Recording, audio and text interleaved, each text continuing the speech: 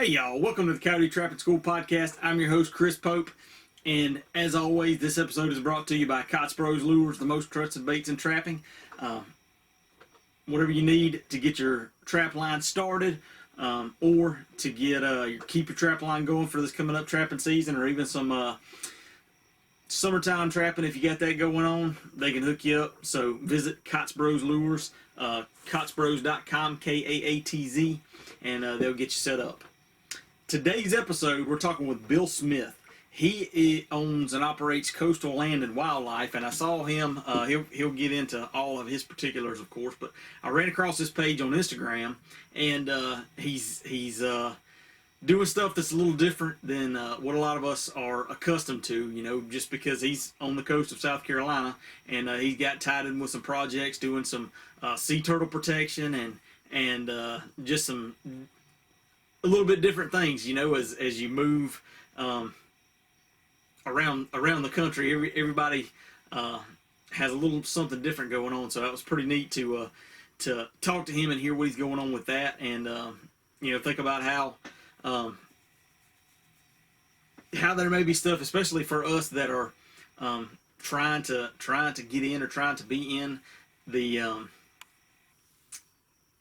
paid trapping game, right? The business side of things. You know, how maybe you can utilize either a protection of something that we don't really always consider. You know, most folks, when they think protection from coyotes, they're thinking livestock, you know, not sea turtles and sea turtle nests. But, you know, you go a couple steps further, and of course, Florida is a hotbed, but around the country, there are different isolated pockets of, you know, different kinds of invasive species that are not native to the area. You know, nutria come to mind. There's all kinds of different programs in the states that have nutria to try to eradicate them. And so the possibilities are out there. It's just a matter of narrowing down and trying to identify what the possibilities are for your area. So anyway, look Bill up on Instagram, and I hope you enjoy this episode. So we're here today with Bill Smith of Coastal Land and Wildlife Services. So Bill, if you would, introduce yourself and give us a little background on how you got started trapping and maybe a little bit about your business.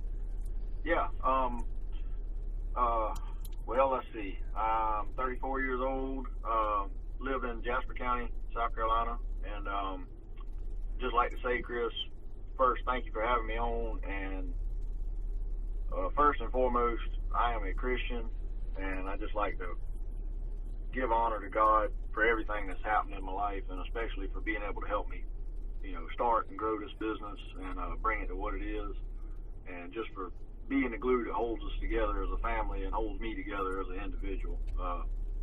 Just want to start out saying that I'm first a Christian, and then I'm a husband to my wife of 10 years and father to my two boys, Nolan and Reed. And I got started trapping. My dad introduced me to it probably 25 years ago, I guess. He trapped a little bit when he was a kid, and I was crawling around under our house. I was about 9 or 10 years old, and I found one of his old traps. It was a 1.5 double coil spring Victor, and I didn't even know what it was. You know, I brought it out and I asked Dad what it was and how it worked, and he showed me how to set it. And he told me, he said, if you can catch a raccoon, or if you can catch anything, he said, if you can catch something in this thing, he said, I'll buy some traps and we'll start trapping. So he bought me a few cans of sardines, and we lived on the river, so I went and set the trap down in the marsh, and man, I bet it took me 4 weeks. And I finally caught a raccoon, and so Dad loaded us up, and we went to Spartanburg, which back then was the only place we knew of that sold traps. We went up and we bought some conibears and some 1.5s and, you know, a little variety of stuff, and we started trapping, and we got into nuisance trapping for the county. We trapped damage control for beavers for about, 4 or 5 years, and just kind of went from there, man. As I got a little bit older, I kind of, you know, did what teenagers do and acted dumb for a few years, and then got a little bit older and we got married, and I said, I really want to get back into it, so I started trying to trap a little bit more as time allowed, and it started getting more popular around the community and all with it, and got good enough at it where we could charge people for it and actually produce for them, and now, man, it's just gotten, I'm not gonna say it's gotten so big that we can't handle it, but it's all that we can handle right now, and it's a good thing. Like I say, we're just very blessed, very fortunate to be able to do it as much as we do, and get the kids introduced to it and everything, man. It's just like I say, it's just a real true blessing. Yeah. So your dad, did he trap a good bit, or did he just kind of trapped a little bit as a kid, or? Yeah, no, he was just kind of novice. He grew up on a privately owned hunting plantation. It's actually a wildlife refuge now. But back when he was a kid, a family from up north owned it, and my granddad managed the place, and Dad, grew up out there on it till my granddad passed away, and he trapped raccoons and bobcats and stuff like that when he was a kid. But I mean, we both kind of learned together. When we got started when I was a kid, we man, I remember watching instructional videos with him and everything on beaver trapping and all like that. And, we did, for somebody that went into it completely blind and just watching a few old VHS tapes, old trappers, we turned out doing all right with it the first few years with the beavers and everything. And then I got into the dry land trapping, the coyote trapping and stuff as I got older. Dad's a water trapper. He doesn't care much for canine trapping. He's into the otters and the beavers. That's his thing. But I still have to call on him every now and then for some help when I got a beaver that's whipping me. What do y'all? One thing that seems tough for southern trappers especially is doing something with the fur. Do y'all do anything with your fur? I assume you probably sell your coats live market. Yeah, we do a little bit of live market. I don't do anything really with the fur market, man. Back when I was a teenager, otter was really, really high. Man, we would get $75, $80, sometimes $100 for an otter hide, just green. Yeah. The skin, you didn't even have to flesh it. And that's the best thing that there's ever been on the fur market in the 25 years I've trapped. What I do now, if I get some good prime hides, I skin them and tan them. And I got a lot of people that'll, they want them for man rooms, and, I got a few guys that'll buy some every now and then just to tack up on the wall and stuff like that. But it's just really such a poor market around here. It's, we try to use as much of the animals as we can, but the fur is it's just not a thing that is really worth the time fooling with, Right. Yeah, definitely. Yeah. So what about the kind of why I reached out to you was I was looking through your Instagram, and I saw some beach pictures of you catching coyotes and raccoons on the beach. So can you tell me about that? What the what your purpose is there and what you're doing? Yeah, about, I don't know, probably 7 or 8 years ago, I got a letter in the mail from Department of Natural Resources, and I was listed with them as a nuisance control agent for alligators, and got a letter in the mail to bid a job to trap an island that I'd never even heard of, didn't know existed. And they wanted 21 days of raccoon trapping with dog-proof traps on this island for the sea turtle program, because at the time it was just raccoons. The coyotes hadn't actually found their way out to these little secluded barrier islands.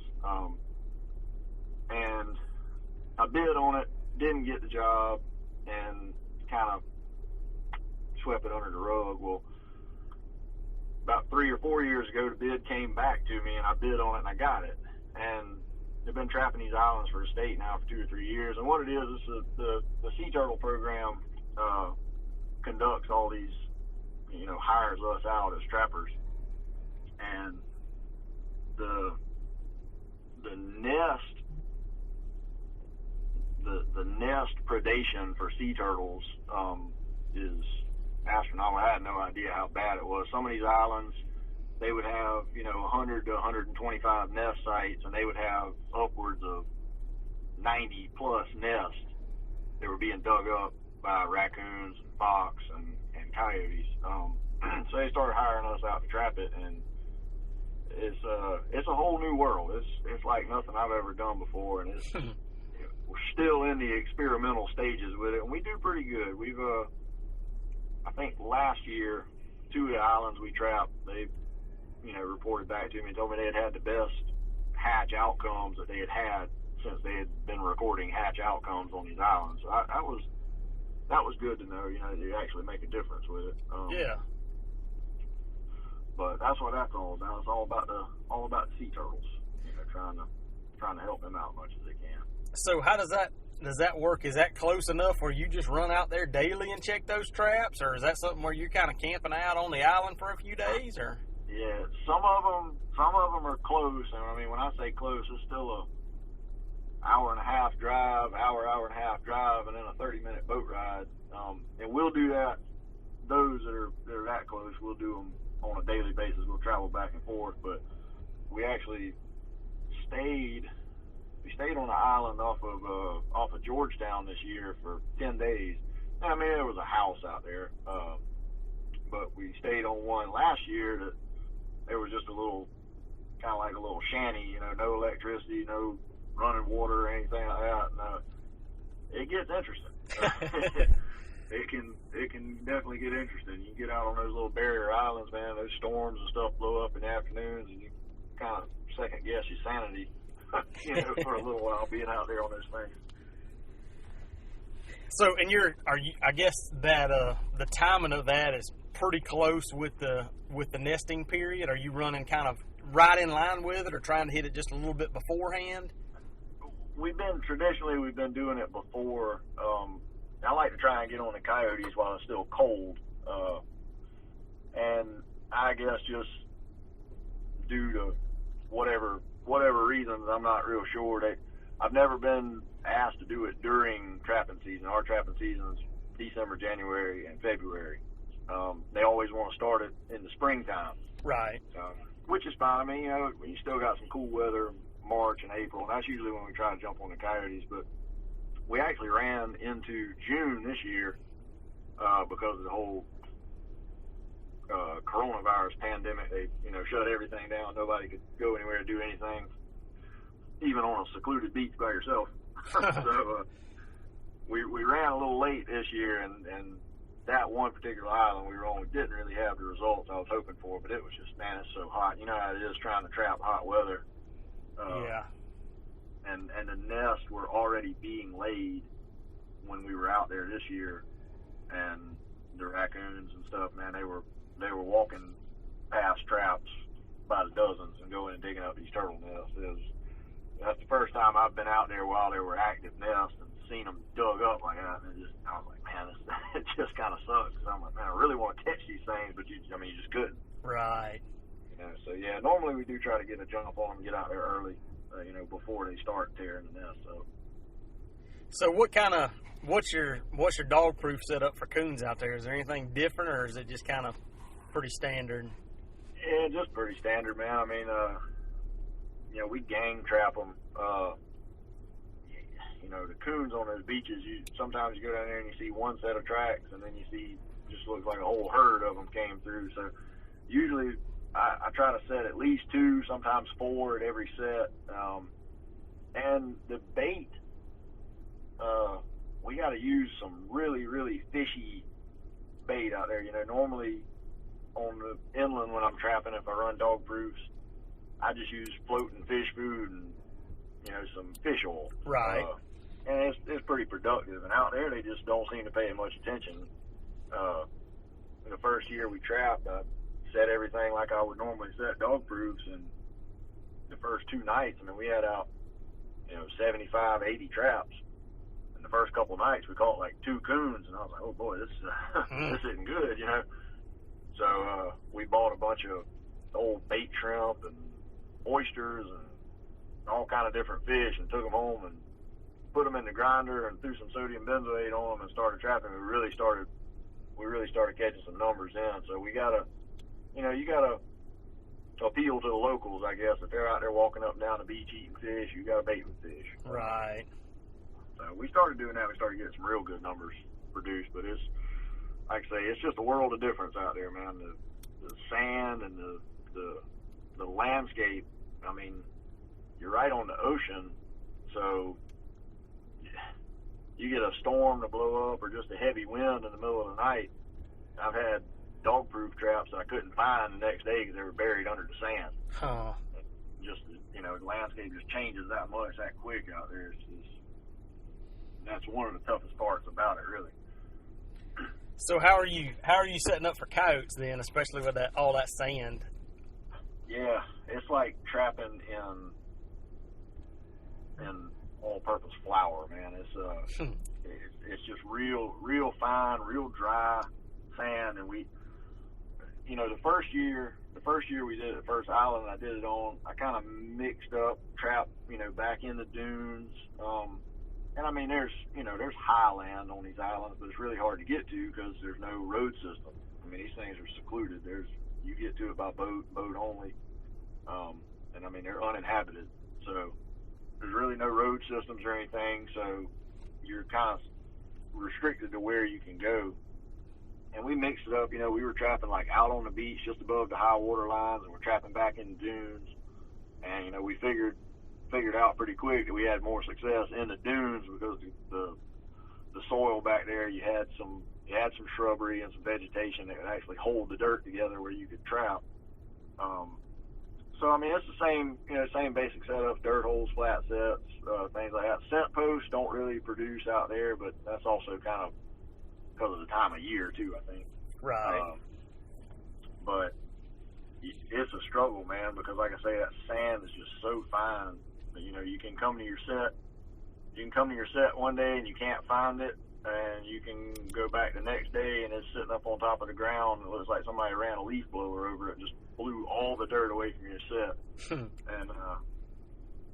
the dirt holes, making dirt hole sets, the ghost crabs out there get down in the holes and they dig your dirt hole out, and you come back and there's little crab tracks everywhere and your bait's sitting out on top of your trap. That's pretty frustrating too. But like I say, it's still trial and error at this point. We're getting a little bit better at it and figuring out a pattern with it, but it's tough. It's like nothing I've ever done before. What are you using as pan covers? I actually don't trap with pan covers. I'll buy like an old nylon filled pillow. Yep. Okay. And pull a little poof out from under it, and you got to use them pretty heavy out there because the sand is so fine. It'll filter down even in that. But if you put a good stout piece up under it, it'll still keep the dirt out from under your pan. Gotcha. What about your bait out there? Are you having to go kind of real strong and fishy like the coons, or? Well, the good thing is on these islands there are no possums, which is an absolute trapper's paradise. Yeah. The first one we went to, the guy that was, kind of managed the place, it was actually a private owned island, but the state had, was over the turtle program on it. He was riding me around, showing me the place, and I told him, I said, man, the first couple nights probably going to be terrible because we're going to, fill everything up with possums. He said, oh no, he said, there's no possums out here. And I said, yeah, I'll be the judge of that. 12 days later, we didn't catch a possum. I've yet to catch one on any of them. So we go pretty strong with the bait. We use regular meat, mice. I raise my own mice and make my own mouse-based baits. And we go pretty stinky out there, pretty powerful with most of the stuff, just because you don't have possums to contend with. Right. And it draws the coyotes pretty good because they don't get to smell that kind of stuff, typically. And, yeah. So it works pretty good for the most part. Are you using a preservative when you're making like your mouse bait or whatever too, or are you just kind of using it fresh and letting it? No, I really don't use a lot of tainted baits. for coyotes. You know, if I'm trapping fox or something like that, I'll, you know, like Hiawatha Valley, that was a good fox bait, because it's got that taint to it. But with my mice and stuff, man, I grind them and throw the sodium benzoate right in it. And I find that actually works better for coyotes, for me anyway, everywhere I trap. You know, a little call lure, but there again, I don't use anything real skunky.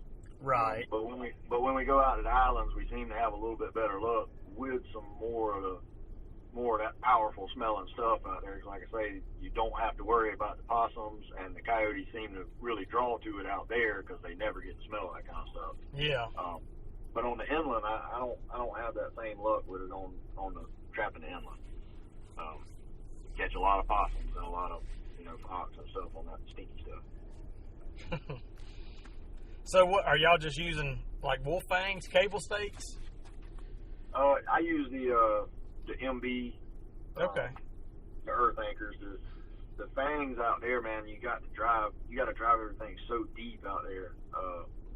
You know, we use the standard 12 inches that comes on the traps, and then we add another 12 to 18 inches of chain. You know, with the stake and a few swivels.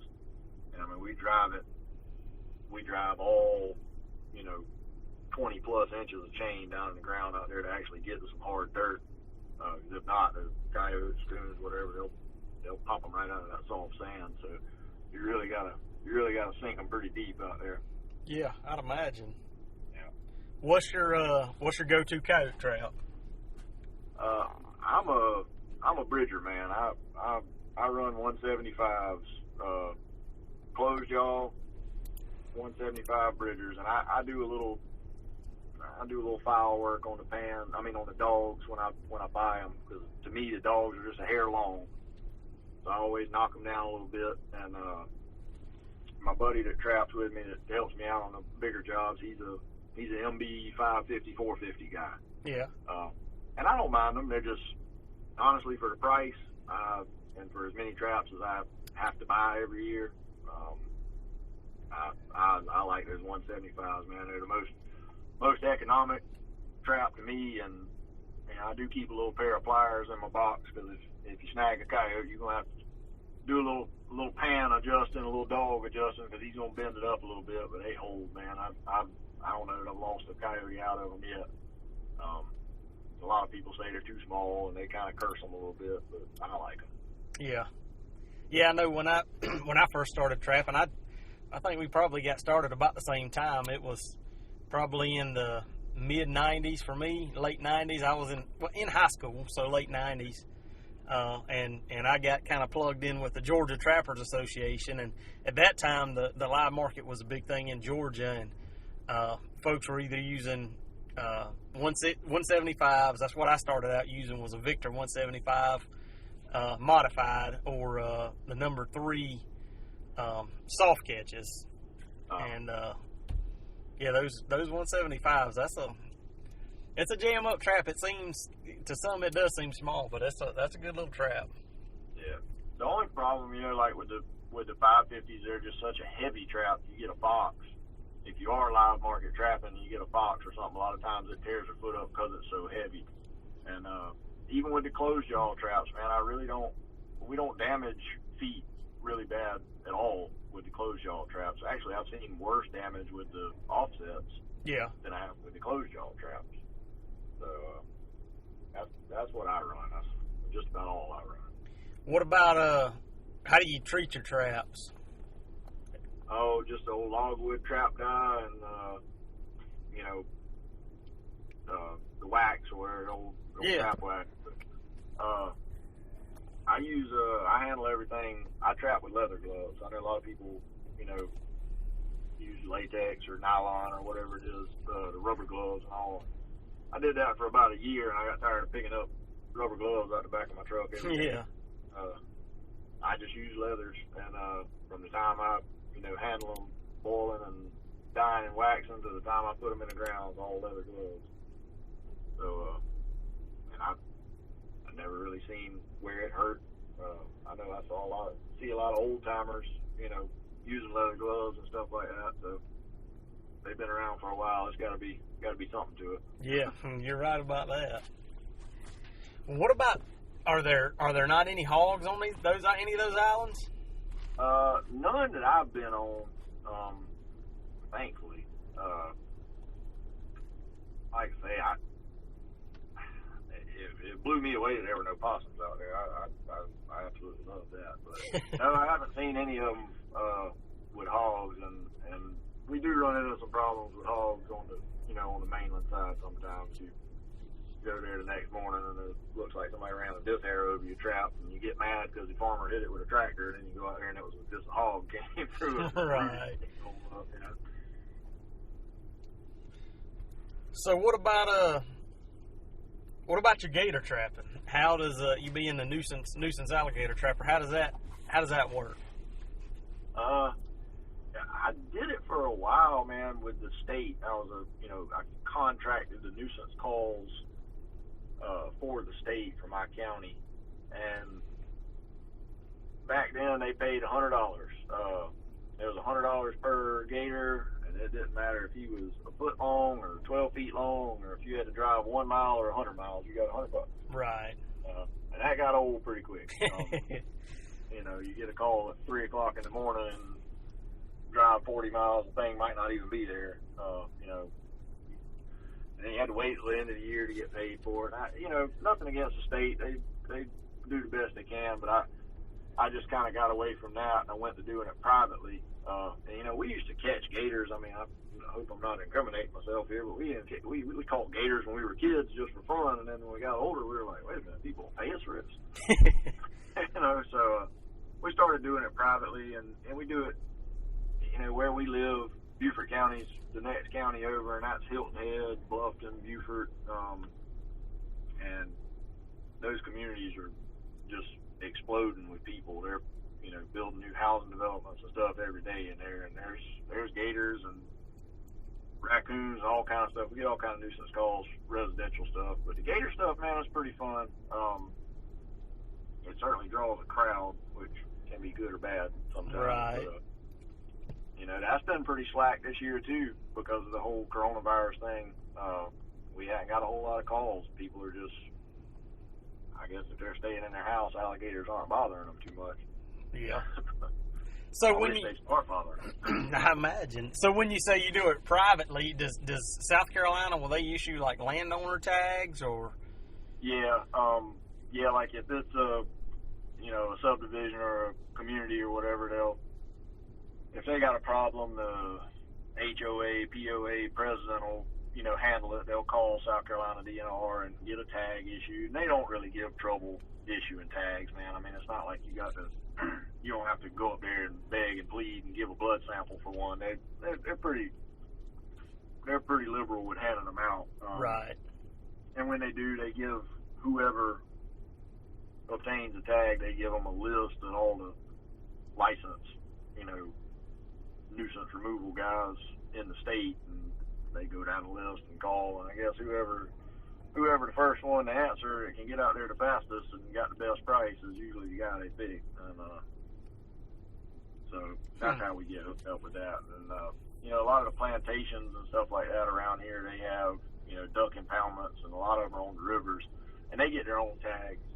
They'll get, the state might issue 10, 15, 20 for one piece of property depending on the size every year, and they handle their own stuff. I mean, those guys are out there trapping and hunting and everything, so they handle their own gators. Like I say, most of our stuff, 95% of our stuff's all residential. Gotcha. So is the gator market, is there anything to that, or about like the fur market? It's kind of like the fur market, man, unless you're doing it in bulk. And there is a trapper around here who he does get some contracts with some of these plantations where he goes and he gets to fill 20, 30, 50 tags a year. And there's a broker that comes up from Florida, and he'll buy your gator skins and stuff like that, but he's got to have, he's not coming up for 1 or 2 hides. He'll come up for 15, 20, 30, 40 hides, and he's got a big refrigerator truck he drives, and I just don't have the I don't have the facilities to hold that much, that many hides or whatever, and wait on a broker. So it's kind of like the fur market. I tan some hides out, keep them, and sell them. I don't know if I've ever sold a hide. I give them to people. A lot of people want them. And a lot of people want the skulls. If you go catch one out of somebody's pond, you clean that head up and bring it back there. So that's mostly what we do with it. And I eat more gator meat than I care to most years. And, well, I give it away by the truckload, man. When I get one, I might keep a bag or two of meat off of it. I got people that beg for it. Man, you just haven't eaten enough of it yet to get tired of it, I guess. So I keep giving it away. Well, talking about eating, I also saw looking through your post that you catch some crawfish from time to time. What's your crawfish bait of choice? We use old menhaden, like little saltwater shad. We go catch out in the rivers and the creeks and stuff. It's a real oily fish. And we've tried everything: chicken, cat food, dog food, all that. And that menhaden works best. If you can get menhaden or shad, if you can, get them get that run in the wintertime where shad come up the Savannah River and stuff like that, you get you some old greasy shad. You can wear them out pretty good on that. Are you catching them around like some of those duck impoundments, or just little cypress ponds, or just little cypress creeks and stuff around the house? We got Great Swamp runs right through the middle of our county, and it got little fingers and little tributaries that wind all out in the swamps, and we just little old blackwater swamps, man. There's crawfish in just about every one of them. Yeah. That's kind of getting to be just about like everything else. Everybody's a trapper, everybody's a crawfisherman now. It's getting to be a little bit of competition out there with the crawfishing. So, have you seen kind of a surge in interest in trapping lately then? Yeah. I'm not opposed to anybody getting involved in the outdoors by any means. And I would never want what I'm about to say to be misconstrued as that. But when we try to do it for a business to earn a living, it really does kind of hurt. It hurts your business sometimes. Because you got guys they'll buy a couple dozen traps, and all of a sudden overnight they're a coyote trapper, and you might go to one of your old clients that's been there for a few years, and all of a sudden he's going to try this guy out, and it lasts about a year, and then you get a call back, all right, please come back, because I didn't catch anything. Right, so, right. I'm all about people, being introduced to trapping, especially because trapping, it is kind of a dying art, I guess, but it does kind of hurt you, from a business standpoint. But I'm willing to set that aside to teach people, certainly, because I try to teach my kids as much as I can about it. So heck, if it wasn't for me stumbling across that old trap under the house, and Dad and me learning together, I'd have never got into it. I don't really know many people that do trap nowadays. Just a handful of guys, that do it relentlessly anyway. Yeah. I don't know where else I would have learned it. So. Yeah, it's a little bit different in the South because it's not like you're getting into it to make any money. It's trying to the desire, and you got to kind of feel that. You got to get that special itch, that special urge. Yeah. All right. Well, what's kind of winding things down? And like I said, if you got anything you want to talk about, bring it up. But if you had to pick one tool or one item on your trap line that was the only item that you could have for trapping, what would that be? Besides a trap. Besides a trap. A drill and auger. Yep. All right. that has absolutely revolutionized my trap line. And maybe not even so much for setting traps, but for pulling them, man. That's a lifesaver on this pool day. You run out there and run that auger down next to your chain, and you got your trap up in about a minute versus the old way we had pry bars and shovels and post hole diggers and all that mess. Yeah, it's by far a 20-volt D-walk drill with an auger on it. Yeah, I'm with you there, especially in that good sandy ground. I'm up here in some clay, some red clay, and it's hit or miss. I bought a hammer drill last year to try to use to be able to better use, and I burn it up pretty quick. So I'm still working on that, but I can see. I mean, just from the experience that I've had, man, that's pretty priceless. Yeah. Oh yeah, definitely. All right. Well, and like I said, is there anything you want to cover? Or at least tell folks how they can follow along with you and kind of keep up with what you're doing. Yeah, I mean, we're on Instagram. I don't have a Facebook. Don't even have a website. I just, I told my wife a couple years ago, I said, I'm going to really start trying to market myself. And we did, and it's, like I say, it's certainly taken off. So I'm on Instagram at Coastal Land and Wildlife, or you can just search my name, Bill Smith, and find me on there, I'm sure. I have some people ask me every now and then, what's a good way to get started, to get trapping and all. Man, just get your name out there. Get good at it and get confident enough, but not overconfident in yourself and in your skills, and always be willing to learn. We learn stuff every day. We've been trapping for 25 years, and you learn new stuff every time you go out there. Each animal's different. Each property's different. Just always be open-minded and willing to learn, and just get your name out there and build that confidence up, and people will call you. If that's what you want to do and you put your mind to it, you can certainly take off with it. Is that how you're marketing yourself? Word of mouth grown your business a pretty good bit, or? Yeah, word of mouth, and man, I never really put a whole lot of effort into it. I went and had a handful of T-shirts made and 1,000 business cards, and got some lettering done on my tailgate. And